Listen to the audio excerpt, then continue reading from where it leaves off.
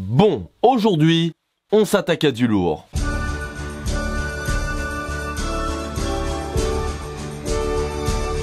Alors, est-ce que j'ai vraiment besoin de présenter le Truman Show? Mais oui! Ok, réalisé par Peter Weir et sorti en 1998, le Truman Show raconte l'histoire de Truman Burbank. Burbank qui est une ville californienne où se trouve le siège de plusieurs studios de cinéma dont Warner ou Disney entre autres.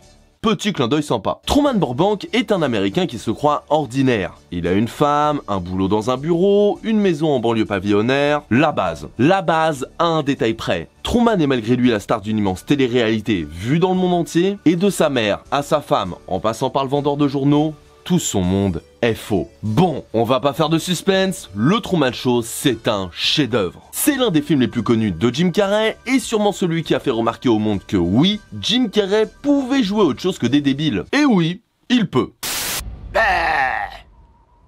Baliverne. But it occurs to me that there's a bigger issue here today than whether or not I'm a communist.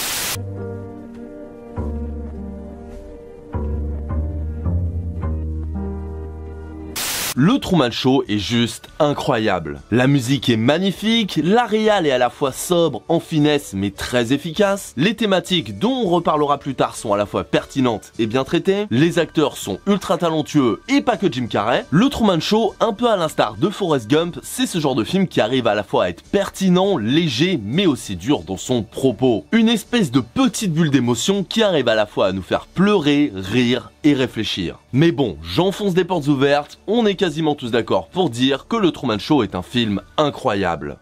Et pour les autres, un test Covid, ça fait pas de mal.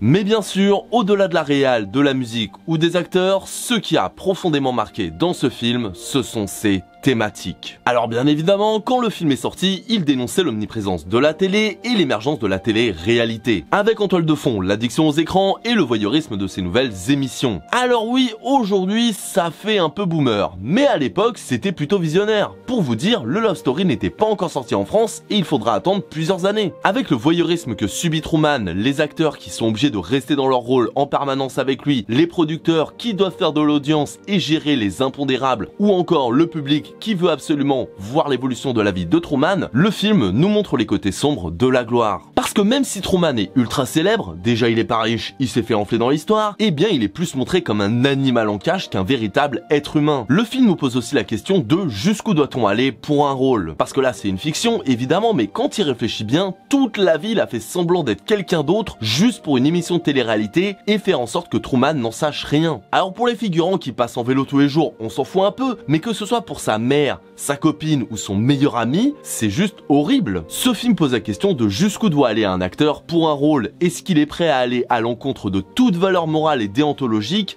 juste parce que c'est son travail? Et la même question en plus vicieux et malsain se pose pour les producteurs. Jusqu'où doivent-ils aller? Parce que dans le film, ils ont quand même été jusqu'à faire croire à Truman que son père était mort. Et ça, juste pour qu'il sorte pas de l'île et qu'il ait un traumatisme de l'eau. Et ça pose la question, jusqu'où un réalisateur ou un producteur a-t-il le droit d'aller pour son art? Qu'est-ce qui le justifie? On nous montre également l'aliénation et le voyeurisme du public envers les écrans. Parce que quand on y pense, c'est quand même ultra chelou d'aimer quelqu'un qu'on ne connaît pas au point de vouloir le voir tous les jours. De vouloir absolument tout savoir sur lui, de l'aimer d'un amour inconditionnel. Alors qu'en même temps, on le suit avec une espèce de délectation malsaine dès qu'il y a un problème dans sa vie. Mais bon, heureusement, c'est qu'un film, hein, c'est pas réaliste, ça arriverait jamais dans la vraie vie. Le film nous invite à revenir à des valeurs plus simples, mais fondamentales. Que ce soit l'amour, la liberté, penser par soi-même et surtout prendre ses propres décisions. Le Truman Show, c'est un excellent film avec de très beaux messages. Mais peut-être qu'aujourd'hui, ils veulent plus dire grand-chose.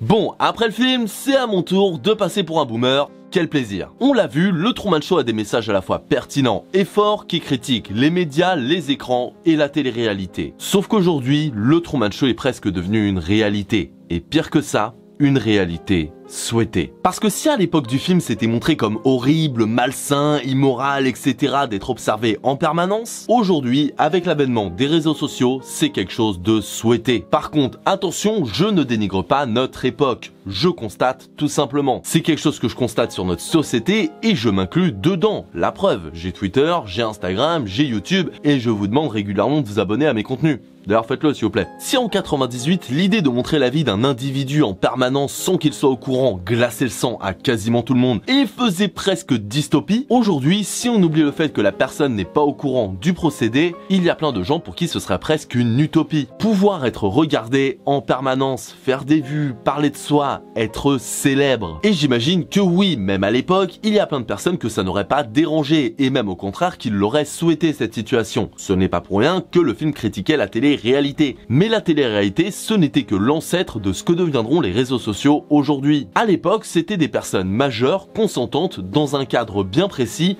qui étaient filmées et uniquement à la télé à heure fixe. Aujourd'hui, peu importe qu'on soit mineur, peu importe qu'on soit majeur, avec une pression sociale qui augmente de plus en plus pour être sur tel ou tel réseau, avec les effets que procurent les likes, les partages, la reconnaissance du public sur le cerveau, et tout ça avec une facilité déconcertante grâce à un tout petit truc qui tient dans notre poche, la télé-réalité est devenue la vie réalité. Et dans ce cadre-là, le Truman Show n'a plus de raison d'exister, parce qu'on y est déjà un peu.